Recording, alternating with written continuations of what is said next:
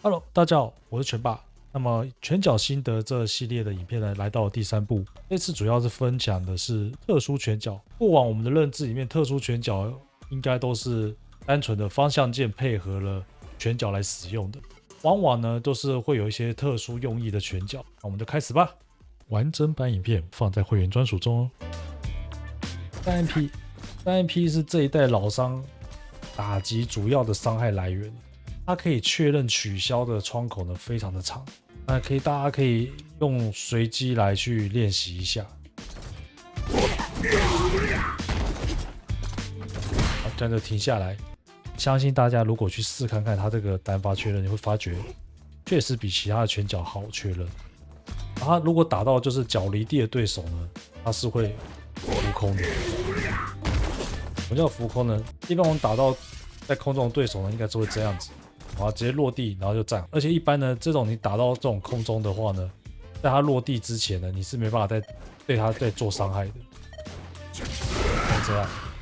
而如果是3MP 打到空中的話，會是這樣，往上浮起來，然後倒地。那什麼叫做浮空呢？就是你可以接連段。所以可想而知呢，它既然是讓我們可以好確認空中，那勢必的就是因為對手打老傷很常會跳起來，所以就設計了這麼一個拳腳讓老傷配。我們都知道說頭錘呢敲完是可以折指令頭的，但是對手如果怕被指令頭的話，很可能就會跳。那所以呢，這個時候呢，3MP 剛好就可以打他。所以我們有時候這樣子去折抓對手拆跳的時候，我們可以改成這樣。哪怕晚了一點，它也是在空中會被我們連斷，這就是這個3MP 強的地方。基本上只要能夠摔人的地方，你都可以試着用3MP。它就是設計來跟指令頭互相搭配的。它雖然說是往上打，可是它卻沒辦法來對空。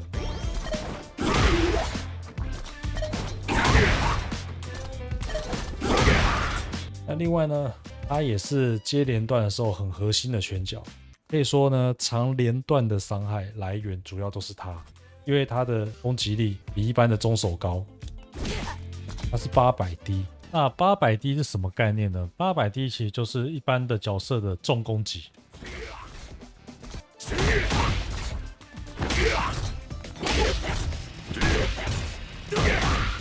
那基本上地面連段呢，就是跟下中手去做循環。那曾經有分享過一個心得，就是 3MP 的單發基本上它就是為了跟指令頭互相搭配而使用的。像這個三浦摔呢，摔完以後直接前是正6，設定起申訴點。在這種情況下的時候，指令頭是一定可以抓到的。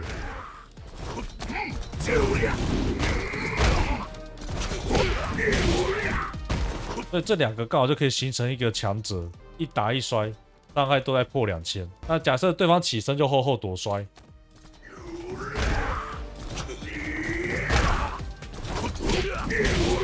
後跳。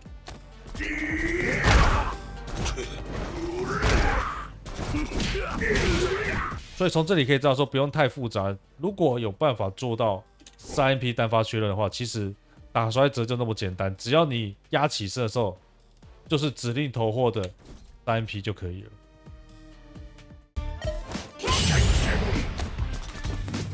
這個時候我們可以指令頭，那可能對手知道你這邊可以指令頭的話，他就會跳。那此時我們就可以用3MP。突然間一個大的回饋，前重手，它在快打6的系統裡面呢是非常罕見的一個拳腳，因為不需要靠綠衝就可以達到正4，通常擋住到正4以上，這個都是靠綠衝才可以做出來的。但是老傷它有這樣特別的一個拳腳，就是直接使用就可以。那正4的效果呢，自然就是很容易可以摔到人。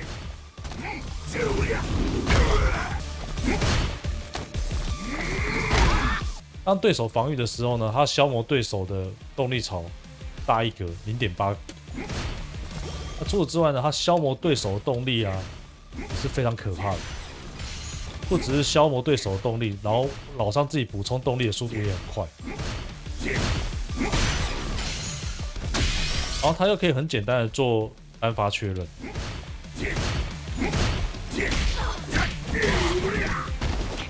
所以它同時有減少對手動力，還有強則摔人的功能。這兩個東西合起來，簡單講就是一件事情，就是強制對手放棄防禦的意思一樣。所以可想而知，只要今天老桑只要走到了可以頭錘的位置，敲到了，無論有沒有打中，老桑都是賺的，光是動力槽就賺了。那會形容它是一個逼對手放棄防禦的攻擊，因為連系統的防守機制它都可以克制。例如典型的第一反，它來得及防禦，還是沒辦法被確反。那它是一個可以取消類的拳腳，所以如果对手使用 DI 的話，它又有很大的機會可以返回去。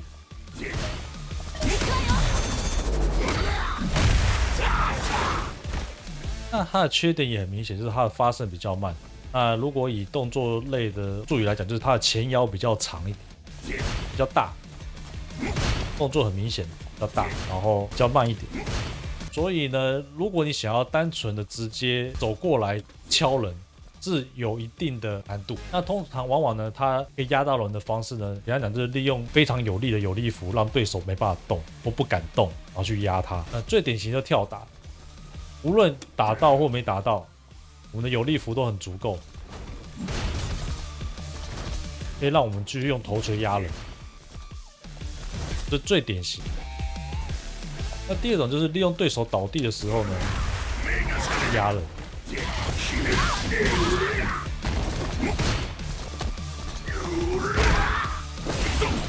當然還有就是直接把控好距離，大剌剌的敲下去。那通常這個建立在說我們給予的壓力夠大，讓對手不敢妄動。那在這種情況下的時候呢，頭錘才有機會敲進去。那這個東西呢，就是涵蓋的範圍就比較大一點，不像前面剛剛兩個範例呢那麼單純。那麼因為頭錘的強大，所以說它現在已經被調整了傷害，也就是做了補正，讓它的連段傷害整體不會到那麼高。那如果呢，今天你擋到了一個大確法，像這樣子不失誤，也不要用頭錘來做開頭。那這樣子是2700，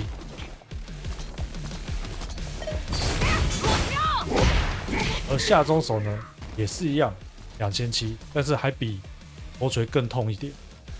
那所以如果把连段拉長的話呢，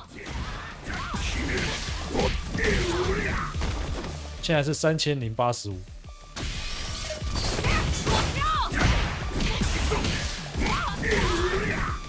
现在只是3302，差距就會變很大了。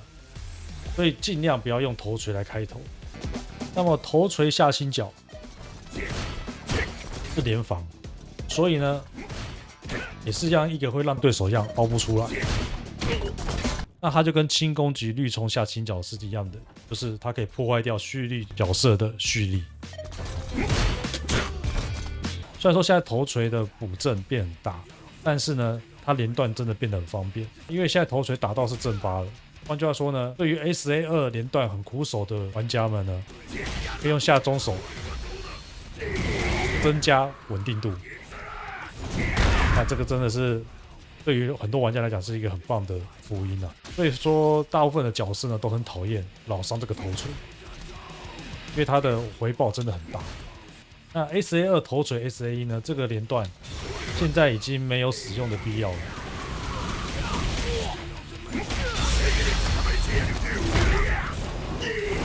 例如現在這個3850，但是你還不如直接3MP 來接，還比較痛。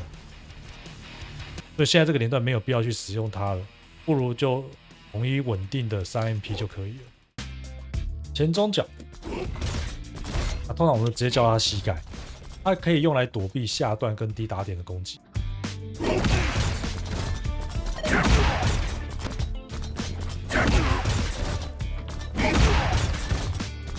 也可以躲掉一些低的氣功。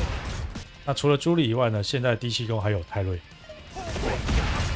毒蛇的陣地，時間差如果抓得到的話呢，它也是可以躲的。然後現在它有時候也可以當做是一個靠近對手的武器，但是如果你距離沒控制好呢，是會被缺乏。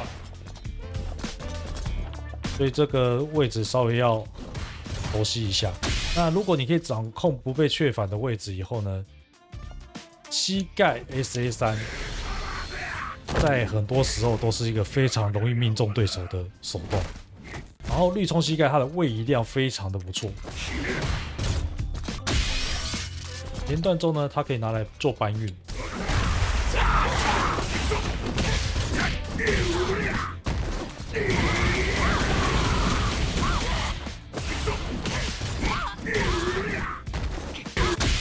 也很適合用來壓人。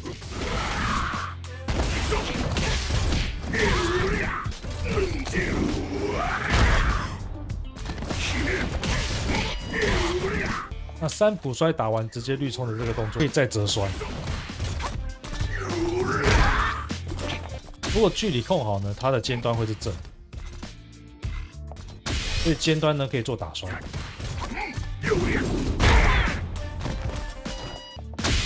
那當我们一波的攻勢打完，我們也可以選擇用膝蓋靠上去。那浮空連段使用綠衝膝蓋可以打出安全跳。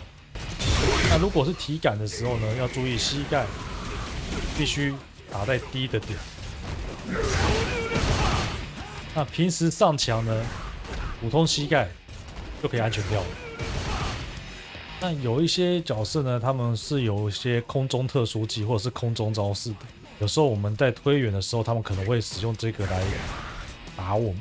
那在這種情況下呢，有時候我們剛好膝蓋就剛好打到他。那這個時候其實膝蓋是可以接連段的。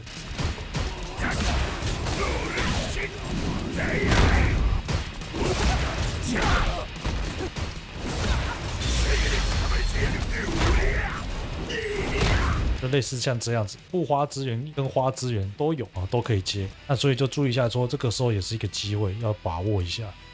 下中腳，這是一個踩的動作，所以只要聽到有人講說什麼踩腳、踩腳趾，基本上都在說這個動作。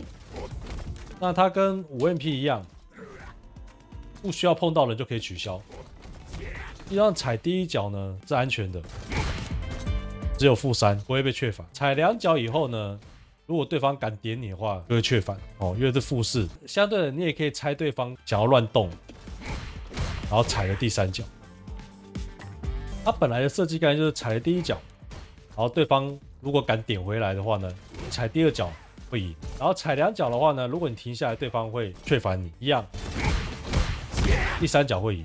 而事實上，當時這個時候很不好用，直到他改了一個選項，就是他把它變成了下段攻擊，也就是當對方如果站起來想要後走或跳等等的話，就會吃到這一招，而不再會是像以前一樣，就是全都會擋住，增加了他打亂動折下段的一個價值。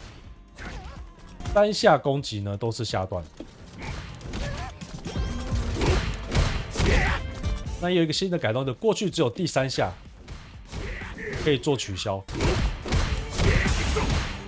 它有一個問題，就是它的第2下跟第3下是不連段的，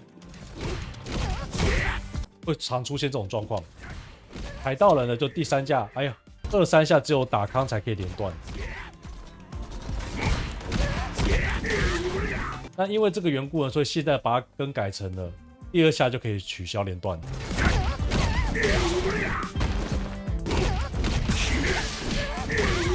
那確實讓它呢作用變更大。那再來呢，它的踩腳是可以確認的，也就是確定第1下要踩到人以後再踩第2腳，像這樣子。就基本上第3下其實用到的機會變更小了。如果你前面2下是好好的用確認來去做的話，那第3下基本上不太會出現。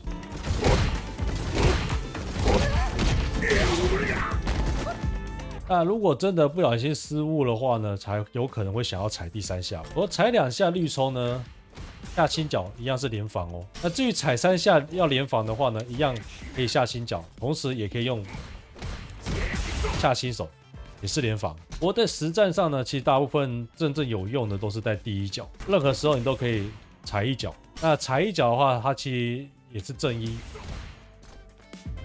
它有一個作用，就是如果對手是亂動的話呢，就会容易吃到這個踩腳。例如呢，現在我們設置了一個，就是對手擋住了以後會扣走。那你用了下心腳呢，因為距離的關係，也不得不使用 ODP。就是說，這個時候如果你使用踩腳的話呢，正是可以在這邊再做一個 reset， 或者說你要接連段都可以。如果是連段的話，大概率也是因為距離的關係，所以只能這樣。但是傷害有破2000，所以說這個時候不只是阻止後，然後你這邊做的履式也可以抓到人。踩腳，不然踩到人的，就是可以摔，因為踩腳這個動作是會往前走一步的。利用踩腳的下段判定啊，讓對手破防了以後呢，只用摔。很好的搭配。那如果你今天是要用綠衝下段來接連段的話呢，現在2749，可以的話可以試着用這樣子，同樣是下段起始，可是打得比較痛，原因就在下中腳地下會補正，而踩腳不會。如果是連段中呢，2665。那踩腳的本身傷害就比較低，大部分踩也只會踩到第2下，第3下你勢必要取消東西，因為它是雀反。雀反情況下呢，你要在綠衝，你又只能做連防的東西，因為對方已經擺明了就是要凹了。啊，或許 EI 有機會，不然就是乖乖連防。一般來講，除了綠衝地下打下段以外，可能頂多就利用他內縮的判定剎個車。一般的凹呢，也有可能下新手在這個時候就會輸掉。所以基本上是針對對手會凹什麼而去配的，是比較遠的。那這個硬直太大就來不及了。所以遇到這種範圍大的，如果你要剎車的話，應該是要選擇硬直短的下新手，一下中腳，其實是蠻有特色的一個拳腳，但是呢不實用。首先它可以針對就是解摔，它第5伏是对摔的无敌，那它也可以躲過低打點跟下段。這個它有一個問題，就是它只有懲罰反擊的時候，它才會有吹飛滾地的效果。就算我們今天很拼命的打到了，然後接擊它也不會有。它這個只能懲罰反擊才會有效果的這個設計呢，實在讓它連賭博抽獎啊都不一定是打到懲罰，它就價值很低。而它被擋住呢，基本上也是一個很大的破綻，它的風險太大了，跟回饋不成比。相反的，可以取代它的低風險行為太多了。比如說，如果你是要針對對方的下段的話，那膝蓋的風險低很多。或者說，今天你猜對方就是會做解摔的動作的話呢，那何不直接指定頭呢？如果夠近，我也可以先個後，然後再解摔。就變成說這個東西就顯得很雞肋。那本來在角落它有雀反接 SA3 的價值，可是那現在雀反的傷害，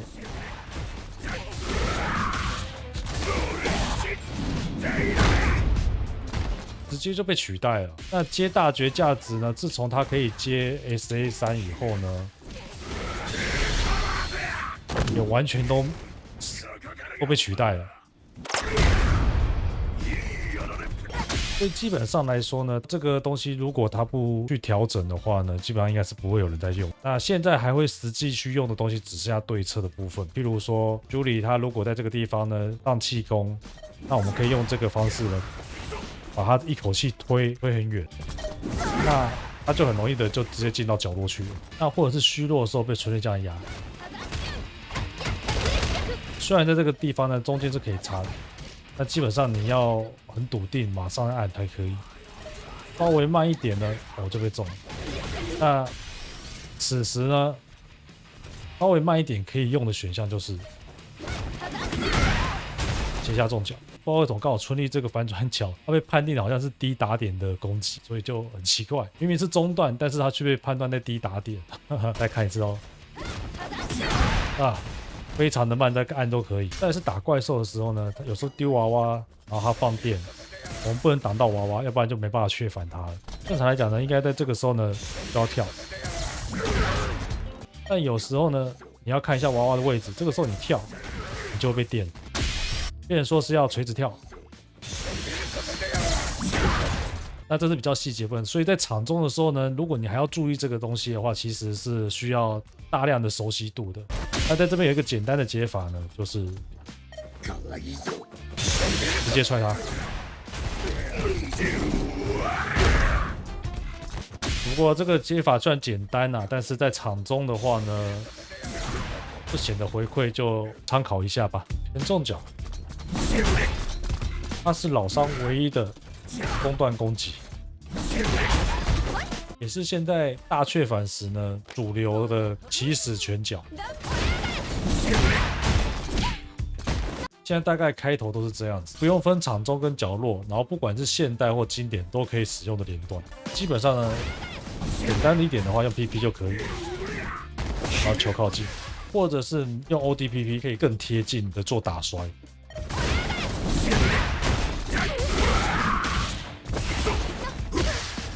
那也有別的連段的變形。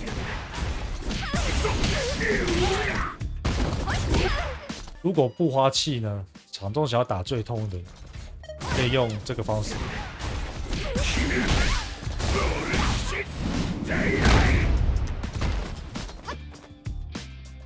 通常都用在收血。現在基本上呢，只要有 ACA 的話呢，大概都是先帶儀器。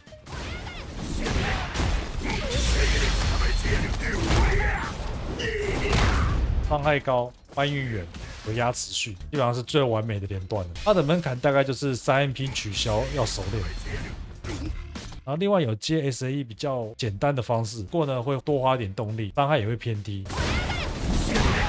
直接第一時間中腳，然後就可以木壓抓 SAE。不過這個方法就現代玩家沒辦法用。而在角落呢，這就是老商最出名的角落連段啦。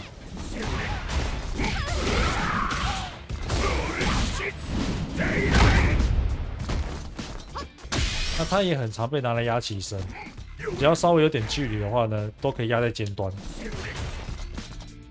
尖端的風險呢是偏低的，雖然呢，ACA2很容易會確反到，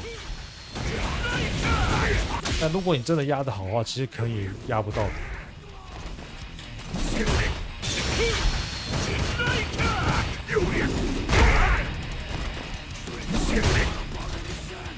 不止指令頭 ，PP 也可以拿來用，它一樣是用體感的。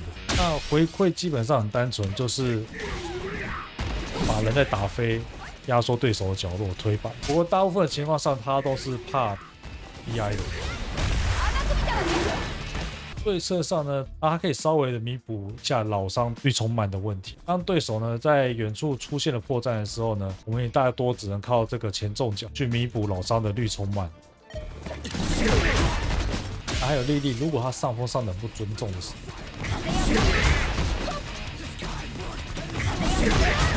那這邊就說一些比較典型的一些對策，就譬如說是路易在遠處發氣功的時候，泰瑞在遠處發氢氣功，當然毒蛇陣地也是，但麻煩是这會假動作。还有 ED， 如果他架起這個精神鏈蓄力的時候，我們可以拼拼看。然後對於一些高位置的移動呢，他的腳是可以碰得到的。還有阿三如果用空中頭錘瞬移的時候呢，他如果往後順的話呢，重腳就會發動。如果他真的跑到背後的話，那我們的站立重腳就會打。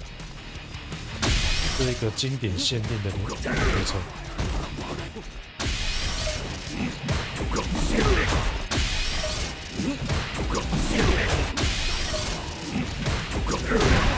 大概是這樣的。還有 JP 如果大辣辣的裸放裂縫的時候，這個基本上是看到了再放都來得及。但是 OD 就很快，我在實戰中的話 ，OD 其實我是沒辦法確認再打到的。啊，還有怪獸的彩虹球，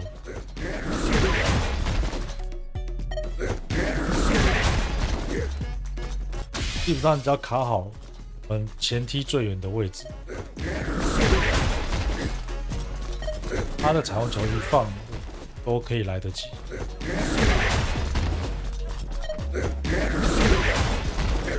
那還有布蘭卡丟娃娃，然後改它發動的那一瞬間。那以上就是我對现在老桑拳腳方面的新理解，或者是說我個人習慣的用法。那至於跳打的部分呢，因為在更早前呢，现代模式的改變，那個時候呢，我就已經把跳打部分就已經講完了，所以跳打的部分我就沒有再要多補充的，基本上都是一樣的理解。那以上呢就是這一次影片的心得分享，這一次的拳腳心得系列呢就全部到這裡，希望大家還喜歡，拜拜。影片結束嘍，謝謝你看我的影片，希望你還喜歡，下次見嘍。